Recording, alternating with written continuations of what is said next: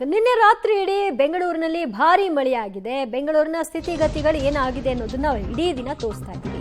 ಇದೀಗ ಸಿಎಂ ಮತ್ತು ಡಿಸಿಎಂ ಇಬ್ರು ಕೂಡ ಎಚ್ಚರಗೊಂಡಿದ್ದಾರೆ. ಬೆಂಗಳೂರು ತೊಯ್ದು ತೊಪ್ಪಿಯಾದ ಬಳಿಕ ಸಿಟಿ ರೌಂಡ್ಸ್ ಅನ್ನ ಮಾಡೋದಕ್ಕೆ ಮುಂದಾಗಿದ್ದಾರೆ. ಸಂಜೆ ಸಿಟಿ ರೌಂಡ್ಸ್ ಮಾಡೋದಾಗಿ ಡಿಸಿಎಂ ಮತ್ತು ಸಿಎಂ ತಿಳಿಸಿದ್ದಾರೆ. ಮಳೆ ಅವಾಂತರದ ಸ್ಥಳಗಳಿಗೆ ಖುದ್ದು ಭೇಟಿ ಕೊಡುವ ಮೂಲಕವಾಗಿ ಅಲ್ಲಿನ ವಸ್ತುಸ್ಥಿತಿಯನ್ನ ಪರಿಶೀಲನೆ ನಡೆಸ್ತಾರೆ. ಮಳೆ ಸಂತ್ರಸ್ತರಿಗೆ ಊಟ ನೀರಿನ ವ್ಯವಸ್ಥೆಯನ್ನ ಮಾಡುವಂತೆ ಈಗಾಗಲೇ ಅಧಿಕಾರಿಗಳಿಗೆ ಸೂಚನೆಯನ್ನ ಕೊಡಲಾಗಿದ್ದು ಅದನ್ನ ಪಾಲನೆ ಮಾಡಲಾಗ್ತಾ ಇದೆ. ಅಧಿಕಾರಿಗಳಿಂದ ಕೆಲವರನ್ನ ಸುರಕ್ಷಿತ ಸ್ಥಳಗಳಿಗೆ ಶಿಫ್ಟ್ ಕೂಡ ಮಾಡಲಾಗ್ತಿದೆ. ಈಗ ಸಿಟಿ ರೌಂಡ್ಸ್ಗೆ ಸಿಎಂ ಮತ್ತು ಡಿಸಿಎಂ ಹೋಗ್ತಾರೆ. ಹೋದ ನಂತರದಲ್ಲಿ ಅಲ್ಲಾಗಿರುವಂತಹ ಪರಿಸ್ಥಿತಿಗಳಿಗೆ ಏನು ಪರಿಹಾರ ನೋಡೋಣ. ನೋಡಿ, ಮಳೆ ಬರಬೇಕು.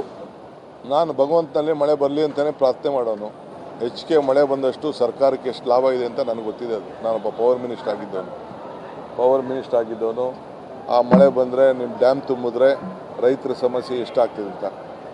ಇವತ್ತವರೆಗೂ ಒಂದೇ ಒಂದು ಸಣ್ಣ ಇನ್ಸಿಡೆಂಟ್, ಒಂದು ಡೆತ್ ಬಗ್ಗೆ ನನಗೊಂದು ಮಾಹಿತಿ ಇದೆ. ನಾನು ನಿನ್ನೆ ರಾತ್ರಿ ಬಂದೆ.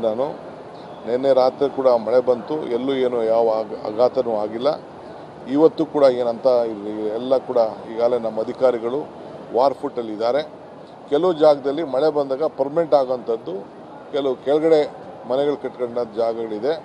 ಈಗ ನಾನು ಮುಖ್ಯಮಂತ್ರಿಗಳು ಇದಾದ ಮೇಲೆ ನಾನು ಮುಖ್ಯಮಂತ್ರಿಗಳ ಹತ್ರ ಮಾತಾಡಿದ್ದೀನಿ. ನಾನು ಇಲ್ಲೇ ಇರಬೇಕು ಅಂತ ಬಂದಿದ್ದೆ. ನಾನು ಇಲ್ಲೇ ಬಂದು ವಾಸ್ತವ ಉಡಬೇಕು ಅಂತೇಳಿ ನನ್ನ ಟ್ರಂಕು ಬಟ್ಟೆ ಬರೀ ಎಲ್ಲ ತೊಗೊಂಡು ಬಂದುಬಿಟ್ಟಿದ್ದೆ.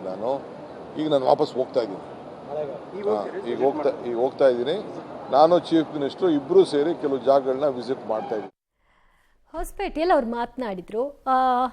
ಬೆಂಗಳೂರಿನಲ್ಲಿ ಏನಾಗಿದೆ ಅನ್ನೋದನ್ನ ಗಮನಿಸ್ತಾ ಇದ್ದೀನಿ. ಅಧಿಕಾರಿಗಳಿಂದ ಅಪ್ಡೇಟ್ ಕೂಡ ಪಡ್ಕೊಂಡಿದ್ದೀವಿ. ಈಗ ಖುದ್ದು ನಾನು ಮತ್ತು ಸಿಎಂ ಇಬ್ರು ಕೂಡ ಹೋಗೋ ಮೂಲಕವಾಗಿ ಅಲ್ಲಿನ ಪರಿಸ್ಥಿತಿಯ ಪರಿಶೀಲನೆಯನ್ನು ನಡೆಸ್ತೀವಿ ಅಂತ ಕೂಡ ಹೇಳಿದ್ದಾರೆ. ಮತ್ತು ಶಾಶ್ವತ ಪರಿಹಾರವನ್ನ ಕಂಡುಕೊಳ್ಳೋದಕ್ಕೆ ನಾವು ಮುಂದಾಗ್ತೀವಿ.